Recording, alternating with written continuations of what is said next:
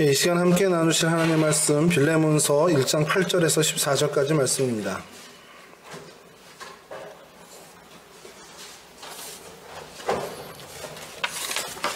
신약성경 빌레몬서 1장 8절에서 14절까지 말씀, 저랑 한 절씩 교독하겠습니다. 이러므로 내가 그리스도 안에서 아주 담대하게 내게 마땅할 일로 명할 수도 있으나 도리어 사람으로서 간구하나 다양한 바울은 지금도 예수 그리스도를 위하여 갇힌 자 되어 갇힌 중에서 낳은 아들 오네시모를 위하여 내게 간구하노라. 그가 전에는 내게 유익하였으나 이제는 나와 내게 유익함으로 내게 그를 돌려 보내노니 그는 내 신복이라. 그를 내게 머물러 있게 하여 내 몸을 위하여 갇힌 중에서 내 대신 나를 섬기게 하고자 하나. 함께 하시죠. 다만 내 승낙이 없이는 내가 아무것도 하기를 원하지 아니하노니 이는 너의 선한 일이 억지같이 되지 아니하고 자유로 되게 하려 함이라. 아멘. 할렐루야. 예, 오늘 성경 속 인물 저희가 찾아보는데 오네시모라는 사람입니다. 뭐 들어보신 분들도 있을 거고 그래도 좀 많이 저희가 생소한 인물 중에 하나인데요. 이름의 뜻이 유익하다라는 뜻입니다. 그러니까 도움이 된다라는 뜻을 갖고 있는데 뭐 우리말로 치면 김도움씨 정도 되겠죠. 뭐 이렇게 되고 골로새 출신이었고요. 빌레몬이라는 사람의 사유 노예였습니다. 저희가 그 성경을 읽을 때 좀 이렇게 이제 이해가 좀 어려운 부분들이 이제 시대적인 상황들이 좀 다른 것들, 이런 부분들을 감안하지 않으면 이게 도대체 무슨 내용인가 하는 것들이 사실 좀 있습니다. 구약 시대도 그렇고요, 신약 시대도 그런데 이 오네시모가 지금 바울을 만나는 요 시기도 저희가 사전에 조금 좀 이해해야 되는 것이 신분제도가 있었다는 거고, 그 신분제도에 노예가 있었다 그러면 저희는 이제 저희 역사의 뭐 조선시대 이런 정도로 좀 생각을 합니다. 그런 정도가 아니고요. 좀 전혀 다른 노예 제도였습니다. 그래서 좀 그 자료를 좀 찾다 보니까 요거 좀 어떻게 좀 잘 설명을 해드릴 수 있을까 했는데 진짜 괜찮은 자료가 있더라고요. 그 미국 드라마 중에 스파르타쿠스라는 드라마가 있습니다. 저도 못 봤어요. 저도 못 봤으니까 못 보셨다고 그렇게 눈이 땡그러실 필요 없고요. 그 내용을 좀 요약해서 올려놓고 정리한 내용을 좀 보니까 그래, 저런 노예 제도 하에 그게 계속 조금은 이어져 오던 그때의 바울과 오네시모가 만났다라는 겁니다. 그러니까 이 오네시모의 좀 심리를, 마음을 저희가 조금 더 좀 쉽게 어떻게 보면 공감할 수 있는 어떤 단초가 되지 않을까 생각했는데, 그 얘기를 조금 해드리고 오늘 말씀을 좀 시작할게요. 스파르타쿠스라는 사람이 있었는데요. 이게 예수님 오시기 전에, 한참 전의 사람입니다. 그래서 로마가 그 제국을 제패할 그때 당시에 뭐 소아시아, 유럽, 이제 이탈리아 반도뿐만 아니고 소아시아와 북아프리카까지도, 또 에스파니아, 그 스페인 지역까지도 다 점령하던 그 시절. 그러니까 우리가 잘 알고 있는 뭐 카이사르나 폼페이우스, 크라수스가 뭐 삼두 정치를 하기도 전 시절에 이 스파르타쿠스라는 사람이 있었습니다. 전쟁 때 포로로 잡혔다고 돼 있는데, 이제 여러 가지 설이 있어요. 어디 왕족 출신이다, 아니면 로마 군인 출신이다, 이런 여러 설이 있는데, 여하튼 이 사람이 굉장히 대담하고 지혜로웠던 검투사였습니다. 근데 그 성품에 이 검투사들, 노예들이, 전쟁 포로로 잡혀온 이 노예들이 그냥 너무 쉽게 죽어나가는 귀족들의 장난감처럼 소멸되는 것들을 보면서 무슨 생각인지 모르지만 70여 명의 동료 검투사들과 함께 베수비오스 화산이라는 그 기슭에 가서 반란을 일으킵니다. 그러니까 반란이라기보다 도망친 건데, 워낙에 싸움들을 잘하다 보니까 잡으러 간 군인들을 다 물리치는, 그러다 보니까 이게 반란군처럼 돼버린 거죠. 이런 어떤 그 무장 집단을 이루게 됐는데, 이 무장 집단이 2만여 명 이상, 그 가족들까지 하면 10만여 명까지도 불어나는 그런 집단을 이루게 됩니다. 그래서 이 여러 로마 군대들이 이제 동원되고 패배하기도 하고 이렇게 되는데, 삼두 정치의 한 명이었던 그 크라수스가 이끄는 로마 군대를 이제 정예군이 가서 한참을 이제 싸우고, 이제 토탈 3년여에 걸친 이 작전 끝에 이 제압을 하게 돼요. 근데 여기서 제압을 한 걸로 그냥 끝나면 좋은데, 본보기를 좀 보인 겁니다. 노예들이 반란을 해서 이렇게 어떻게 보면 대항을 하게 되면 이렇게 된다라는 것을 보여주기 위해서 오늘날로 치면 저희 나라의 뭐 경부고속도로 같은 그 도로인데 아파가도라는 그 도로의 양쪽 옆으로 그때 진압해서 죽은 사람은 죽고요. 생포된 사람이 한 6천여 명 있는데 양쪽에 3,000개씩 십자가를 세워서 매답니다. 그러니까 뭐 노예가 당시에 남자 인구의 3분의 1 정도가 노예였다라는 기록이 있습니다. 그 정도로 많은 노예가 사실 좀 다른 맘 먹고 반란을 일으키면 또 이런 일들이 벌어질 수 있으니까. 그러니까 그걸 미연에 방지하고자 굉장히 큰 엄포를 놓는 거죠. 한번 여러분 상상해 보세요. 그 얼마 간격으로 나는지 모르겠지만 이쪽으로 3,000개 또 왼쪽으로 3,000개의 십자가가 쫙 그 대로변에 그 사람이 매달려서 죽어가고 있다라는 걸 봤다면 제가 노예라면 그 반항을 하거나 딴 생각을 전혀 못했을 것 같습니다. 자, 그런 어떤 노예 제도가 계속해서 이어져 왔고 물론 이제 조금씩 그 노예를 위한 법들이 생겨나기도 했는데 그 노예를 변호할 수 있는 법도 이제 생겨난 거예요. 그 법이 생겨난 것 때문에 이 바울이 오네시모를 변호할 수 있게 된 겁니다. 어쨌든 노예 제도가 계속해서 자리를 잡을 수 있도록 로마는 조금씩 변형을 해서라도 때로는 풀어주고 때로는 엄포를 하면서까지도 그 노예 제도를 계속해서 유지해 가려고 했습니다. 그 이유는 이 산업의 아주 근간이 되는 게 바로 노예였기 때문에 그래요. 노예가 없다라는 것은 로마 제국 자체가 무너질 수밖에 없다라는 그런 상황이었고요. 그러다가 이제 이 오네시모라는 사람이 무슨 이유인지 모르지만 이 빌레몬이라는 주인을 도망쳐 왔는데 우리가 성경을 가만히 읽다 보면 뭐 금전적인 어떤 손실을 또 가했던 것으로도 추정이 됩니다. 그런 상황에 이제 바울을 만난 거고요. 그리고 바울이 이 노예법에 근거해서 빌레몬에게 이 오네시모의 변호자 역할을 이제 자처하게 된 거죠. 오네시모에 대해서 이제 좀 더 좀 살펴보면요. 로마 시대의 어떤 정복에 의한 그 노예로 잡혀온 건지 아니면 몰락한 소장농이 노예가 된 건지 아니면 노예 집안에서 아예 태어나서 그냥 계속 대대로 노예가 됐는지에 대해서는 나와 있지는 않습니다. 그러나 정확히 그 추정하기는 이 빌레몬의 어떤 금전을 만질 수 있었다 할 정도로 가까이, 그러니까 시중드는 어떤 노예가 아니었겠냐라는 그런 추측을 좀 하겠는데요. 어쨌든 이 노예라는 사람이 사람 취급을 못 받던 시절이었고 무슨 이유인지 모르지만 도망갔을 때 추노꾼들에 의해서 잡혔을 때는 뭐 아까도 말씀드린 것처럼 그 죽임을 당하는 건 그냥 뭐 예사로운 일이고 그냥 아니면 불구를 만들어서 계속해서 괴롭게 일을 또 시키는 일들을 그건 이제 주인의 마음대로 할 수 있게끔 그렇게 되었습니다.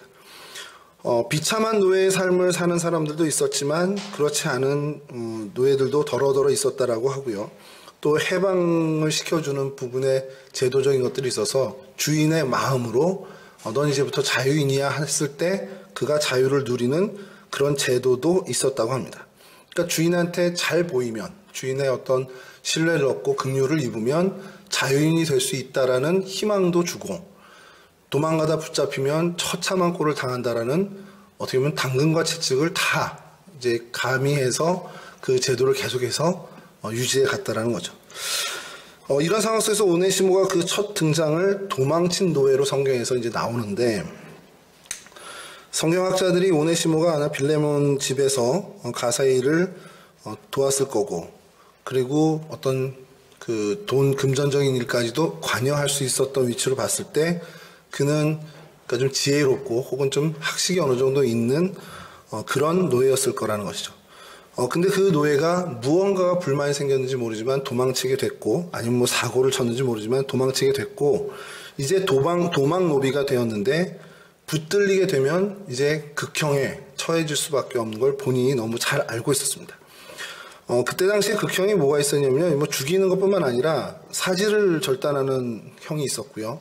뭐 그거보다 제일 가벼운 것이 푸기티우스라는 라틴어 노예 이런 뜻을 가진 첫자 F를 이마에 낙인을 찍힌 채 평생을 살아가는데 그렇게 낙인이 찍힌 경우에는 주변 사람들로부터 굉장히 천시를 받는 그러니까 굉장히 무시를 당하는 정말 산 목숨이 아닌 어떤 그러한 생활을 했다라고 합니다.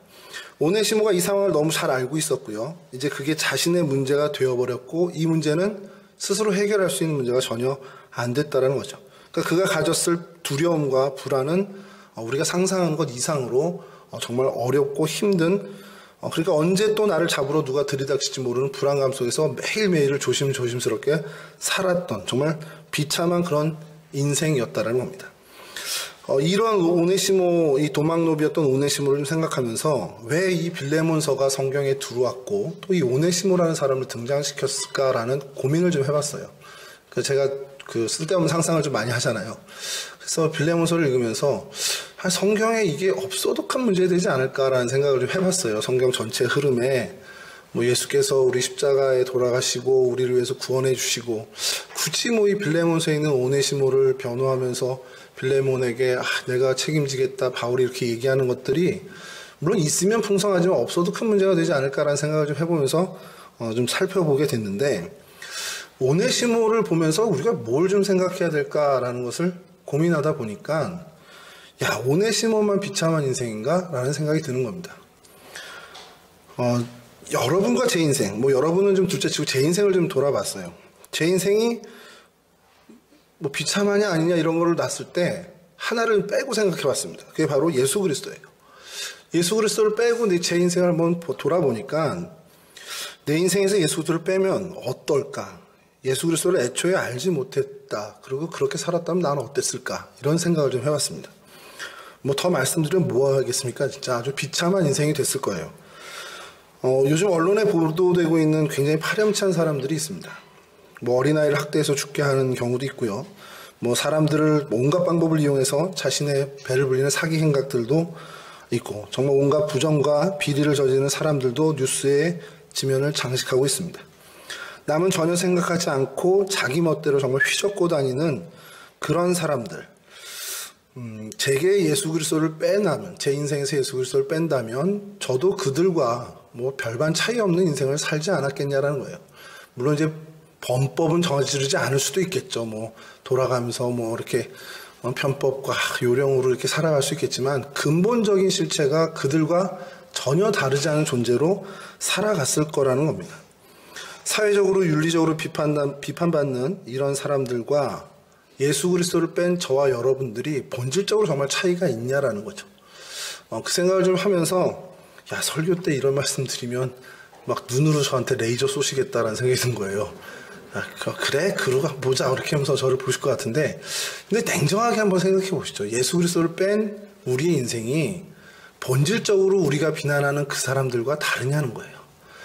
저희 안에 예수 그리스도가 빠지고 성령의 인도하심이 빠진다면, 그래서 우리가 이 세상의 가치로 살고 세상 사람들이 소위 얘기하는 성공에 정말 목매달고 산다면 우리 역시 어떠한 선택의 기로에 섰을 때 어떤 편법이나 내 이익을 위한 어떤 선택 쪽으로 확연하게 기울지 않겠냐라는 겁니다.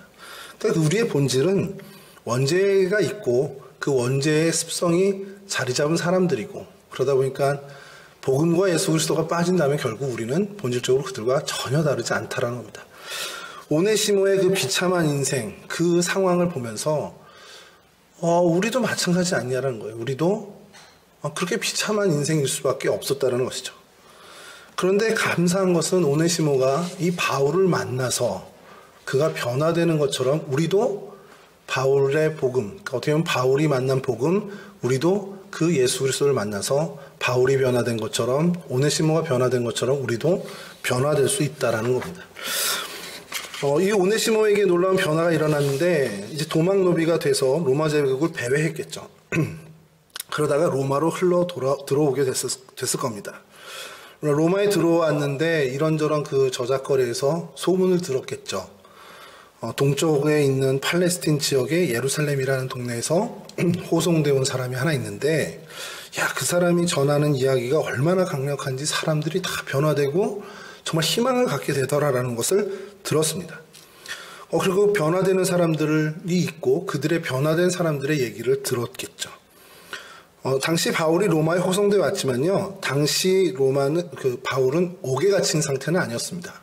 그러니까 뭐냐면 이제 우리로 치면 가택연금 같은 거죠. 그래서 일정 거주 지역을 제한받고 그곳에 머물게 하되 이제 오고 가는 사람들은 감시의 대상이 되지만 아예 차단되는 그런 상황은 아니었습니다. 사도행전 28장 30에서 31절이 그걸 증거하고 있는데요. 제가 좀 읽어드리겠습니다. 바울이 온 이태를 자기 셋집에 머물면서 자기에게 오는 사람을 다 영접하고 하나님의 나라를 전파하며 주 예수 그리스도에 관한 모든 것을 담대하게 거침없이 가르치더라.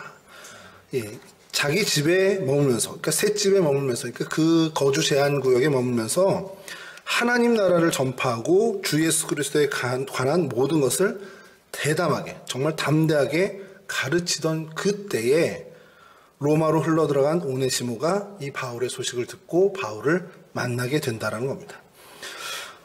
바울의 가르침을 받던 오네시모가 그 이야기를 들으면서, 그 설교를 들으면서 마음의 변화가 먼저 일어났겠죠. 그러면서 자기 자신의 인생을 되돌아보게 됐고, 정말 한탄하고 어떻게 보면 한심하고 비참하다고 생각한, 심지어 저주받았다고까지 생각할 수 있는 그런 인생, 그래서 사실 도망친 걸 수도 있겠지만 그런 인생이 주님 안에선 새롭게 변화될 수 있다라는, 예수 그리스도의 보혈로 말미암아 다시 거듭날 수 있다라는 것을 깨닫게 된 거라는 겁니다. 어떻게 지냈을까라는 건 우리의 상상력인데, 그 정말 바울을 극진하게 어떻게 보면 선생으로서 예우하고 그 말씀을 정말 경청했을 겁니다. 그 얘기들이 얼마나 그에게 매력적인 얘기겠습니까? 예수 그리스도가 모든 죄인들을 위해서 십자가에 못 박혀 죽으셨고, 그 사실을 믿는 사람들은 영원한 생명을 얻을 뿐만 아니라 하나님의 자녀가 된다라는 소식, 그 복음입니다. 그 복음 안에서는 유대인도 헬라인도 남자도 여자도 다 구별 없이, 자유인이나 노예나 차별 없이 다 하나님의 자녀가 된다라는 것. 이것이 지금 그 상황에 처한 오네시모에겐 복음 중에 복음이 되었을 거라는 것이죠. 골로새 3장 11절 말씀을 제가 잠깐 읽어드리면, 거기에는 헬라인이나 유대인이나 할레파나 무할레파나 야만인이나 스구디아인이나 종이나 자유인이 차별이 있을 수 없나니 오직 그리스도는 만유시오 만유 안에 계시니라. 오네시모에게 이 복음, 예수 그리스도 안에는 차별이 없다, 누구든지 새 사람이 되어 구원을 받을 것이다 라는 이 복음은 비참한 인생을 사는, 자기 인생을 한탄할 수밖에 없는 사람에게는, 그런 오네시모에게는 정말 복음이 되었다는 겁니다. 어떤 노력이 필요한 것이 아니라 우리 죄를 위해 대신 십자가를 지신 예수 그리스도의 그 공로를 믿는 믿음만으로 가능하다는 것이 여러분 이 복음의 핵심이었다는 것이죠. 오네시모가 이 복음을 받아들이고 바울과 깊은 교제를 가졌을 겁니다. 그러던 와중에 바울의 간증도 들었겠죠. 바울이 전에 어떤 사람이었는지, 그리고 자신이 어떻게 예수를 만나게 되었는지, 그리고 자신이 복음을 증거할 때 성령의 역사가 어떻게 일어났는지, 그리고 어떠한 연유로 이렇게 로마까지 오게 되었는지의 소상한 내용들을 다 들었을 것입니다. 이런 소식들을 더 들으면서 그의 마음은 더욱더 가득 찬 희망을 갖게 되었겠죠. 그리고 자신의 신분에 대해서 바울에게 고백을 했을 겁니다. 나 실제로 도망친 노예입니다. 골로새 지역에 빌레몬이라는 사람의 노예였는데 이런 전차로 해서 도망치게 됐다라는 것을 밝혔을 거예요. 그러면서 나 같은 사람에게도 희망이 있겠습니까? 어떤 그런 질문들을 했겠죠. 이제 나 어떻게 할지 모르지만 그래도 예수를 믿고 성령 안에 있다면 내게도 희망이 있겠습니까? 라는 질문을 했었을 겁니다. 그 질문이나 그런 어떤 상황을 안 바울이 어떻게 했을까요? 기다려, 내가 다 해줄게. 이 마음이었겠지만 그렇게 태도는 보이지 않았겠죠. 바울이 들었을 때 이 또한 얼마나 긍휼을 받아야 될 사람이겠습니까? 바울이 주님으로부터 자신이 거듭나고 정말 죄인 중에 괴수일 수밖에 없는 자신을 건져내신 주님께서 그 은혜에 빚진 바울의 마음을 움직이셨고, 바울 역시 자신이 할 수 있는 최선을 다해서 그 오네시모에게 긍휼을 베풀게 됩니다. 그리고 그 결단으로 편지를 쓰게 되죠. 이제 그 편지의 내용은 저희가 나중에 다 읽어보면 알겠지만, 이제는 돌아가서 다시 한번 무익한 자가 아닌 유익한 자로 살아가라는 겁니다. 그런 생각을 좀 해봤어요. 복음으로 새롭게 됐을 때 우리 안에 두려움과 공포가 사라지고, 어떤 희망이 새롭게 생겨난다면 지금 노예제도와 같은 어떻게 보면 나를 옥매는 모든 상황들 역시 그것이 다른 시각으로 보일 수 있지 않겠냐라는 거예요. 상황은 바뀌지 않겠지만 지금 형편에서 눈에 보이는 건 없겠지만 복음이 우리에게 위로가 되고 희망이 될 때 우리가 바라보는 시각이 달라져서 그것을 헤쳐나갈 수 있는 능력까지도 겸비하게 되지 않겠냐는 거예요. 그래서 우리 안에 복음이 살아만 있다면 그 복음이 우리를 사로잡는다면 반드시 우리는 내면적인 변화를 얻게 되고요. 그 내면적인 변화로 말미암아 우리가 지금 모든 난관들이나 상황들을 어떻게 보면 돌파해 나갈 수 있는, 승리해 나갈 수 있는 힘을 얻게 된다는 겁니다. 예수 그리스도의 사랑이 정말 파도처럼 우리 안에 밀려온다면 정말 우리는 두려워할 것이 없어야 맞겠죠. 어느 목사님이 설교 중에 그런 얘기를 하시더라고요. 그래서 제가 들으면서 참 저 말이 맞구나라는 생각을. 뭔가 교회에서 이제 이 목회를 해나가실 때 일이 딱 생겼는데 이거 어떻게 될까 걱정을 하시는 거예요. 두렵죠. 목회가 다 그렇지 않습니까? 우리 목회뿐만 아니라 모든 일이 그렇죠. 근데 그 두려움이 엄습할 때 생각을 하면 계속 그 두려움이 커진다는 거예요. 근데 저도 그걸 경험해 봤어요. 뭔가 걱정거리가 왔을 때 계속 생각을 하면 그 걱정이 커지더라고요. 그 목사님은 그냥 그럴 땐 빨리 들어서 씻고 자버린대요. 그리고선 새벽에 얼른 나와서 교회에서 이제 기도하면 그 기도할 때 하나님이 은혜 주시면서 그 두려움들이 싹 밀려가고 하나님이 주시는 안심, 그 평안이 쫙 찾아온다라는 겁니다. 그래서 속으로 그런 생각을 했죠. 그럼 씻고 들어가서 자지 말고 들어가서 씻고서 교회 와서 기도하시지 왜 새벽에 오시나 했더니 새벽 기도를 이제 강조하시느라고 그렇게 얘기하신 건데 근데 그 얘기, 두려움이 엄습할 때 생각을 하면 어떻게 극복하지? 어떻게 이걸 이겨내지라고 계속 인간적인 머리를 쓰면 그 두려움이 다른 방향으로 커지고 또 엉뚱하게 와서 더 큰 두려움이 될 때가 많더라는 겁니다. 근데 그 모든 것을 물리치고 누를 수 있는 건 결국 하나님이 주시는 하나님의 은혜, 하나님이 주시는 평안밖에 없더라는 겁니다. 그게 여러분 복음 아닙니까? 예수 그리스도의 사랑이 우리한테 물밀듯 밀려오고 그래서 예수 그리스도의 충만하신 은혜가 우리 안에 가득하면 사실 하나도 변화된 건 없는데 우리는 안심하고 평화를 누리게 된다는 겁니다. 제가 그 생각을 좀 한 게요. 이 저한테도 뭔가 이 일이 있어야 되잖아요. 그래? 나한텐 그런 일이 없었나? 그러니까 복음이 아니더라도 상황은 하나도 안 바뀌었는데 내가 갑자기 평화를 누리게 된 그런 일이 없었나 했는데 이 동성교회에서 사역할 때 그런 일이 있었습니다. 아이가 이제 100일을 잘 지내고 이제 밑에 여기 살았었잖아요. 제가요. 올라왔는데 얘가 맨날 아파요. 열나고. 그래서 병원 가고 이러는데 어느 날은 새벽에 막 이제 밤에 엄청나게 열이 나고 막 애가 어떻게 잠도 못 자고 그러더라고요. 그래서 막 어떻게 해야 되나 몰라서 초보 아빠니까 모르잖아요. 그래서 목사님께 전화를 드렸어요. 그랬더니 목사님이 그 시간에 소아과 전문의가 있는 응급실은 소아아동병원이라고 하셔서 서울역 뒤편으로 차를 엄청나게 달려갔죠. 가서 의사 선생님을 만나고 의사 선생님이 이렇게 보고 약을 준 것도 아니고요.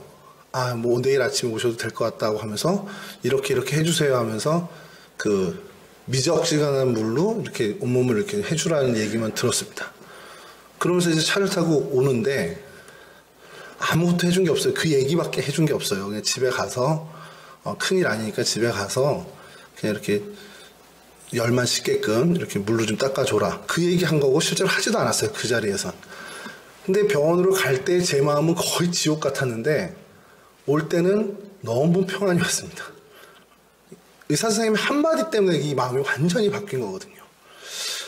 그런 일이 신앙생활 하면서 우리 안에 많이 있다는 겁니다. 지금 이 상황이 내 생각으로 내가 볼 때는 정말 죽을 것 같고 내가 도저히 이겨낼 수 없는 것 같은 상황이고 형편인데 하나님이 내가 책임질게 아니면 우진아 걱정하지 마 한 말씀만 해주시면 그 모든 게 다 걷어가지고 주님이 주시는 평안으로 가득 차는 경험들을 우리는 사실 신앙생활에서 늘 해왔다는 겁니다.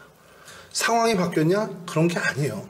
그 상황을 넘어설 수 있는 권능을 우리 가운데 주셨다라는 겁니다. 이 오네시모가 겪게 된 변화는 바로 이런 겁니다. 그가 도망노예의 신세가 바뀌었냐? 아니에요.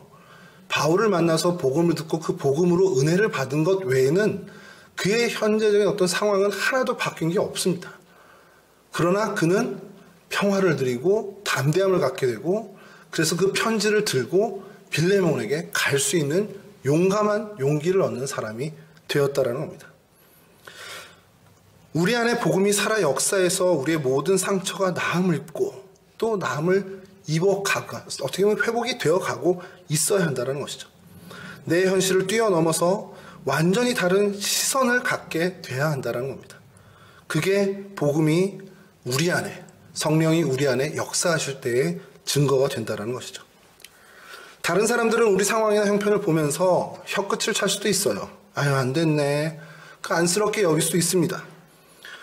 그런데 그렇게 보인다고 해서 그 보이는 게 다가 아니라는 거예요. 그렇게 사람들이 보는 상황일지 모르지만 내 안에는 주님으로 인한 기쁨이 있고 주님으로 인한 행복이 넘쳐나는 것, 그게 복음의 능력이라는 겁니다. 그것에 우리는 한마디 더 할 수 있죠. 세상 사람들이 우리를 보고 안쓰럽게 여기고 혀끝을 찬다 해도 내 희망은 이 땅에 있지 않다. 내 희망은 주님께 있다. 라는 그 마음으로 우리는 담대하게 평화를 누리며 살아갈 수 있게 된다는 겁니다. 그 복음의 감격에 젖어 사는 저희들이 돼야 된다는 겁니다.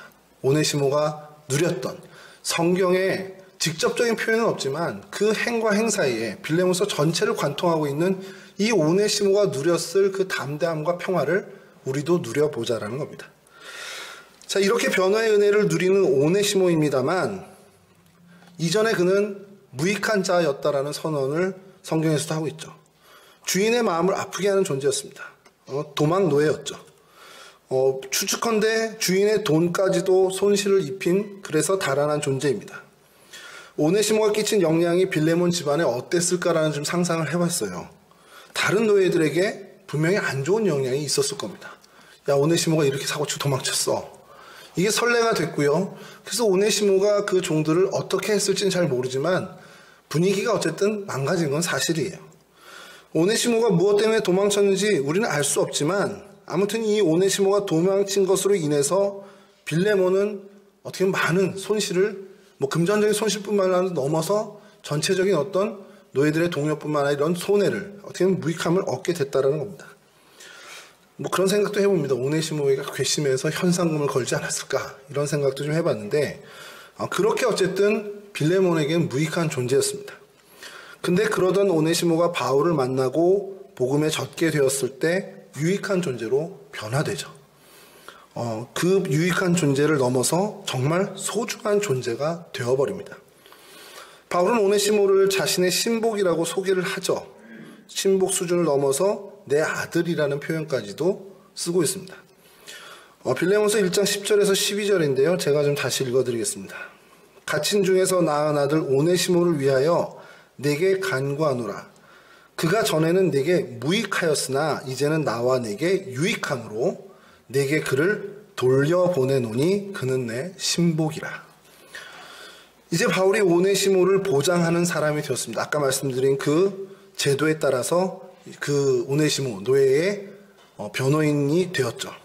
과거에 오네시모가 어떤 사람이었는지 내가 잘 알고 있다. 그 사람이 너에겐 무익한 사람이었어. 그러나 이제 나와 너에게 정말 소중한 사람으로 변화됐다라는 것입니다. 그러면서 지금 오네시모를 자신의 아들, 자신의 신복이라고까지 소개를 하고 있죠. 갇힌 자 중에서 낳은 아들이라고 말하는 거, 이게 쉬운 일은 아니죠. 제가 어디 가서 어떤 우리 청소년 애들을 보고서 얘 내 아들이에요 라고 할 수 없잖아요. 진짜 제 아들 녀석에게만 그렇게 얘기할 수 있는데 이렇게 얘기했다라는 그만큼 정말 아낀다라는 것을 굉장히 비유적으로 표현한 겁니다. 정말 강조하는 거죠. 없어서는 안 될 존재라는 겁니다. 바울은 오네시모가 자신에게뿐만 아니라 빌레몬 그리고 모든 사람들에게 유익한 존재라고 확신을 갖고 있다는 거예요. 전에 너한테 어떻게 했는지 내가 들었어. 참 그때 너 속상했지, 아팠지. 근데 이 사람이야말로 이제 너에게 큰 유익을 줄 사람이야 라는 정말 확신에 차서 이야기를 하고 있다는 겁니다. 그리고 기꺼이 그래서 펜을 들고 편지를 쓰면서 오네시모를 용서하고 받아들여 줘라 라는 간곡한 부탁을 합니다. 둘이 사전에 어떤 그 관계가 있었던 것으로 중경학자들은 얘기를 하는데, 이 빌레몬서 초비에도 얘기하지만, 내가 나이가 많고 그러니까 너한테 이렇게 강권, 그러니까 명령할 수도 있지만 지금 내가 너에게 부탁을 한다라는 표현을 쓴다라는 겁니다. 그 내용이 뭐 우리 다 이제 나중에 살펴보겠지만 하나하나가 정말 빌레몬에게 오네시모가 이렇게 유익한 존재로 바뀌었다라는 것을 설명하는 겁니다. 저는 그 빌레몬서를 보면서요, 그냥 주님께서 우리에 대해서 이렇게 신원보증하는 편지 같은 느낌이 드는 겁니다. 야, 얘 우진이 정말 능력도 없고 저기 쓸짝에도 없는 앤데 내가 이렇게 사랑해서 이렇게 그나마 사랑무실하게 했어 라면서 많은 사람들에게, 저를 무익하게 여겼던 사람들에게 변호해주는 어떤 그런 글처럼 느껴지더라는 겁니다. 저희 딸이 하도 제가 집에서 구박을 받으니까 집에 늦게 가거나 들어오면 집사람이 제일 먼저 저한테 하는 얘기가 좀 씻어, 이제 그 얘기예요. 저 잘 씻는데 집사람 기준에. 그래서 바로 이제 화장실 직행을 안 하면 좀 이쯤이면 얘기가 나오겠구나 할 때쯤 이렇게 나옵니다.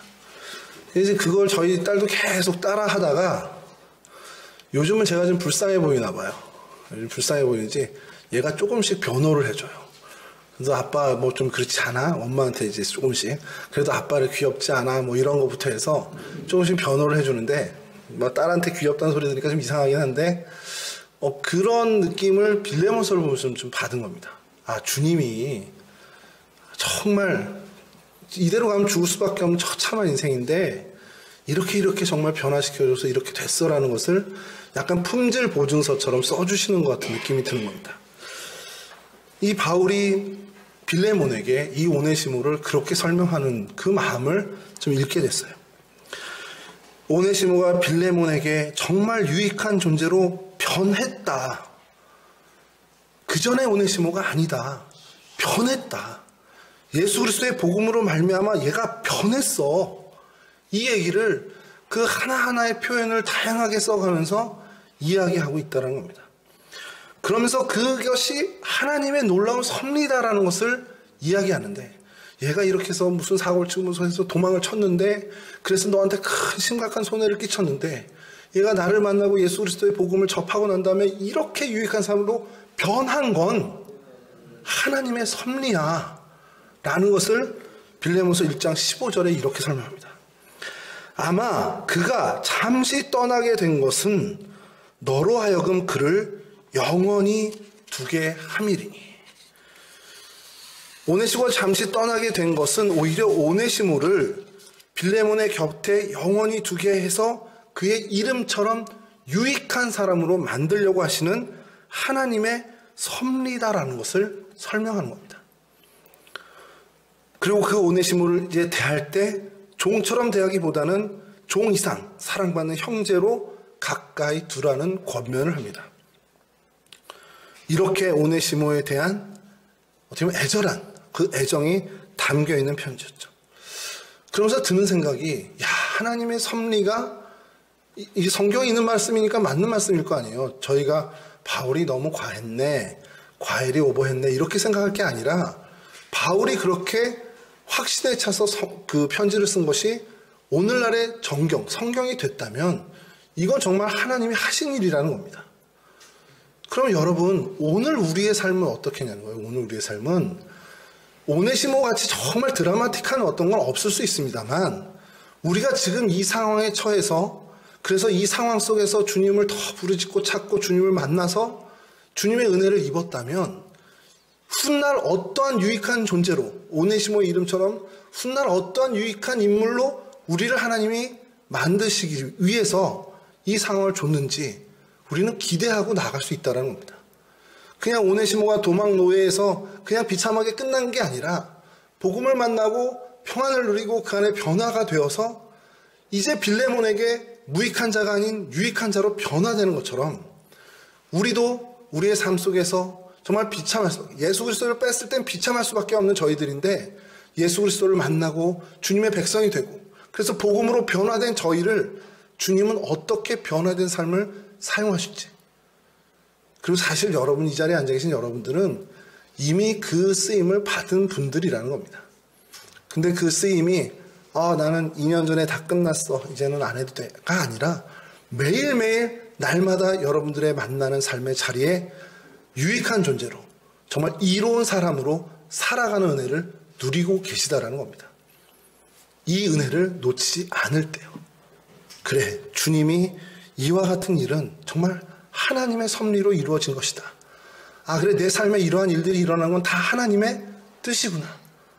나를 골탕 먹이려고 하는 것이 아니라, 나를 미워해서가 아니라, 이 일을 통해서 하나님이 정말 나를 어떠한 사람에게든 유익한 사람으로, 그 사람을 이롭게 하는 사람으로 하나님 날 쓰시고자 하시는 거구나 라는 믿음을 우리가 놓치지 않아야 한다는 겁니다.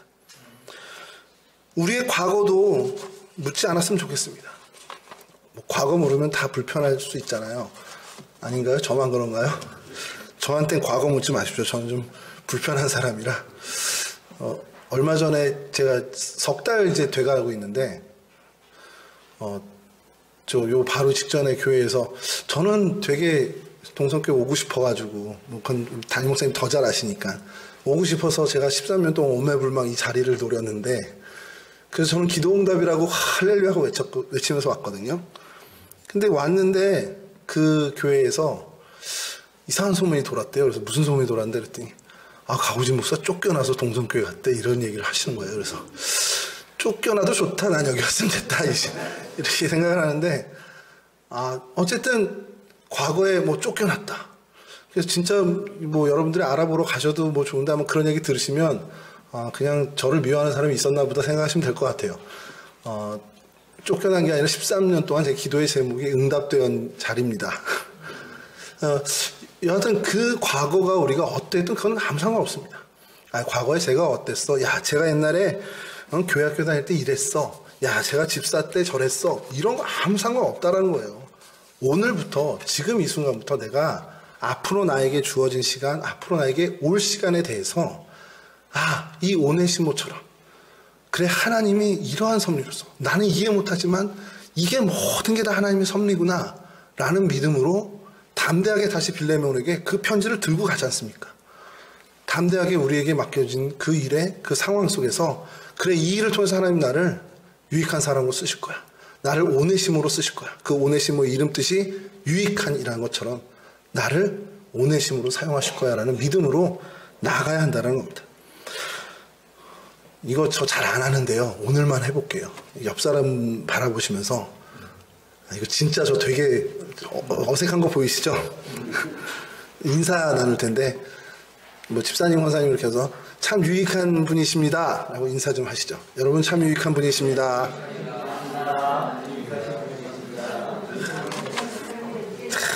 감사합니다. 제가 이런 거 처음 해보는데, 근데 저한테는 아무도 안 해주시네요. 감사합니다. 여러분, 우리가 어떻게 살아왔는지, 물론 여기 계신 분들, 우리 동성계 교우분들 참 열심히 하나님 은혜 안에서 잘 살아온 거 하나님이 아시고 저도 압니다. 그렇게 많은 사람들에게 유익한 그 삶을 살아오신 그 삶의 걸음, 그 행보를 앞으로도 계속 더 크게 걸어가 주시길 간절히 바랍니다. 그렇게 될 때 우리 서로가 서로에게 난 교회 가서 우리 김 집사님 만나면, 우리 가서 김 권사님 만나면 난 너무 행복해라는 사람들이 우리 주변에 넘쳐났으면 좋겠어요. 근데 가우진 목사 만났는데 괜히 갔어, 이런 소리 안 나오게, 정말 만나면 즐겁고 기쁘고 저분으로 인해서 내가 다시 한번 예수를 느끼고 하나님의 은혜를 다시 한번 경험하는 그런, 정말 서로를 유익하게 하고 서로를 이롭게 하는 그 일이 우리 동성계 공동체 안에 늘 풍성하기를 정말 우리가 소망하면서 그 행보를 힘차게 걸어나가는 저와 여러분들이 되시기를 주님의 이름으로 간절히 축원합니다.